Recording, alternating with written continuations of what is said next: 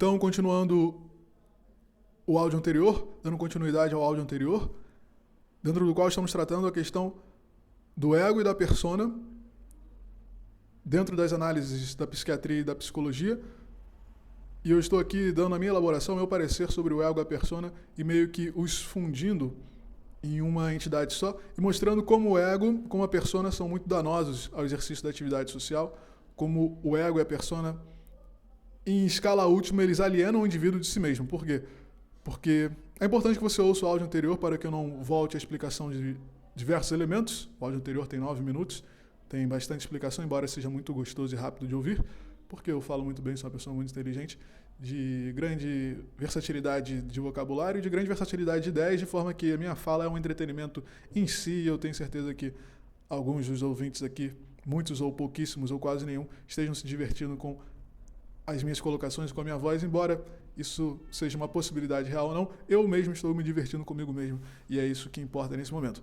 Então, quando se tem ali as explicações que eu dei no áudio anterior, nós vamos ver que a persona e o ego eles vão atuar na maior parte do tempo em que é necessário que nós atuemos dentro das nossas funções sociais. Sempre que nós precisamos atuar dentro de nossas funções sociais, sempre que nós precisamos assumir nossas funções comportamentais de professor, de médico, de empresário, de advogado, de aluno, de estagiário, nós vamos vestir esse personagem que é uma projeção das expectativas sociais, culturais, comportamentais que a sociedade tem sobre o indivíduo que ocupa aquela função. Como essas expectativas foram acertadas e regimentadas e normatizadas no inconsciente coletivo de todos nós, para que tenhamos assim um parecer de como são as coisas, como isso aconteceu, como que você disse que era o médico ideal, a professora ideal, a psicóloga ideal, a médica ideal, o arquiteto ideal, a engenheira ideal, como você formou essas profissões, o pai ideal, a mãe ideal, o filho ideal, como você formou esses arquétipos. É um longo trabalho cultural, mas é obviamente que como eles chegam e como eles são dados e como eles são constituídos hoje é através dos meios de cultura, da mídia.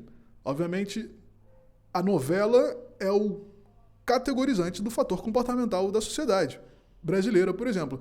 É a novela que vai determinar como se comportam as pessoas, como elas se vestem, como elas falam, como elas jantam, como elas almoçam, como elas se tratam.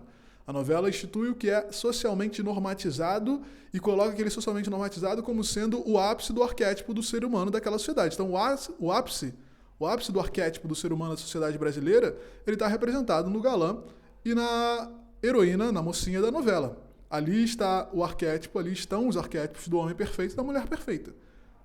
A novela e também os filmes, obviamente, os filmes norte-americanos serviram para essa educação cultural, não estou dizendo que é uma boa educação, o comportamento arquetípico, ideal do homem perfeito e da mulher perfeita, eles estão elencados, eles estão categorizados na constituição das novelas, principalmente. A mídia, através da novela, ela constitui o que é o valor máximo daquela sociedade. Por quê? Porque ela pega as pessoas mais bonitas, as coloca em situações em que a beleza é perene e plena. Por quê? Porque você não envelhece e porque você tem sempre um jogo de câmeras e de luz e de maquiagem te acompanhando. E sempre as roupas estão em estado de perfeição. Ou seja, você cria uma situação irreal dentro da qual aquele indivíduo é um deus. Por quê?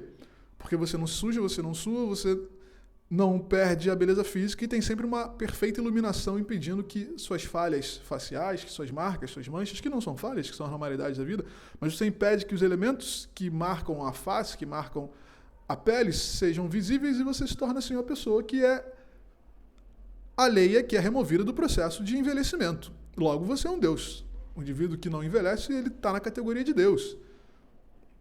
E a constituição desses deuses arquetípicos é um processo que a novela cria, porque ela pega as pessoas mais bonitas, as coloca em uma ficção dentro da qual elas são as mais importantes e as mais influentes. Então você pega a menina mais bonita, cria uma situação dentro da qual ela é uma grande empresária, herdeira de uma família muito rica, que você não sabe como fez dinheiro, como faz dinheiro, qual é o negócio, qual é o trâmite, qual é a real, mas são sempre pessoas em escritórios que têm muito dinheiro para que aquela narrativa possa se desenrolar sem as limitações da vida do indivíduo normal. Nessa constituição dos parâmetros culturais do que é o ser humano perfeito e do que não é o ser humano perfeito, cria-se, obviamente, a estrutura de inclusão, a estrutura de inclusão no indivíduo, e a estrutura de inclusão no indivíduo, ela vai ser marcada pelo fato dele se comportar, dele se equiparar, dele se igualar àquilo que está sendo demonstrado na imagem da novela, do filme, do clipe, da MTV, ou não, se o indivíduo se comporta e se ele parece com aquilo que está sendo mostrado na televisão, ele está dentro do arquétipo desejado. Se não, ele está excluído e ele se torna um cidadão de segundo grau, de terceiro grau. Quando que isso acontece? Basta olhar a situação do negro, por exemplo. Se você olhar a situação do negro, da mulher negra, por exemplo, ela está ali dentro da escala comportamental aceitável do que é o arquétipo ideal. E a mulher negra ainda não é vista como o arquétipo ideal de geração, de formação da família brasileira. A mulher negra ela não é ainda colocada como sendo o símbolo de status e de valor que merece ser visto, que merece ser contemplado como sendo o arquétipo fundamental da sociedade ocidental, da sociedade brasileira. A mulher negra não está ali. Isso, digo, a mulher negra muito bonita, com riqueza, com uma capacidade intelectual grande. Mesmo assim, essa mulher ainda seria segunda opção, próxima a uma mulher com as mesmas características que fosse loira, por exemplo, e branca. Agora, isso eu estou colocando a ideia da mulher negra no auge da sua formação. Se ela tiver qualquer coisa abaixo disso, em níveis de beleza, de estrutura corporal, ela é removida por completo do aceitável arquétipo comportamental, social. Quando que isso é visto? É uma música muito clássica da Elza Soares, que ela diz, a carne negra é a carne mais barata do mercado. E está feito. Isso está feito, está colocado. A carne negra é a carne mais barata do mercado. Isso é um ponto categórico, sempre será. Eu não vou entrar aqui no discurso sobre a formação da sociedade negra, mas basta ver que se você entrar num shopping de qualquer cidade do Brasil, as pessoas brancas, agora está mudando um pouco, mas as pessoas brancas, as mulheres brancas assumem funções de lojas, de atendimento, ou seja, funções de exposição, tudo que expõe a estrutura do shopping para o indivíduo, tudo que expõe a estrutura do shopping para o cliente, que requer o contato com o cliente, para essas funções são colocadas mulheres brancas bonitas. Então, as lojas de marca, as lojas de grife, os restaurantes de grife vão colocar recepcionistas bonitas, brancas, e as lojas de marca, as lojas de roupas, lojas de grife vão colocar atendentes brancas bonitas. Onde que entra a mulher negra? A mulher negra ela vai entrar nas funções de esconderijo, as funções que escondem o indivíduo. Você tem funções que mostram o indivíduo, tem funções que escondem o indivíduo. A mulher negra, ela entra nas funções que escondem o indivíduo dentro do shopping. Quais são as funções que escondem o indivíduo? Limpeza e cozinha. A mulher negra, ela está sempre no shopping, basta você ir na praça de alimentação, todas as pessoas negras vão aparecer ali na praça de alimentação, porque elas quase não são vistas. Você vê, no máximo, os 3 atendentes do balcão da sua loja de preferência na alimentação, mas ali naquela cozinha que não tem ventilação, naquela cozinha fechada, repleta de gordura, de umidade, de calor, tem as mulheres negras que nunca chegam às vitrines das lojas. Não chegam nem para comprar, tampouco chegam para vender. Porque elas não são o arquétipo representado na mídia. A mídia não quer valorizar esse tipo de formação, esse tipo de pessoa, logo essa pessoa ela é excluída. Automaticamente, ela é excluída pelo inconsciente coletivo comportamental.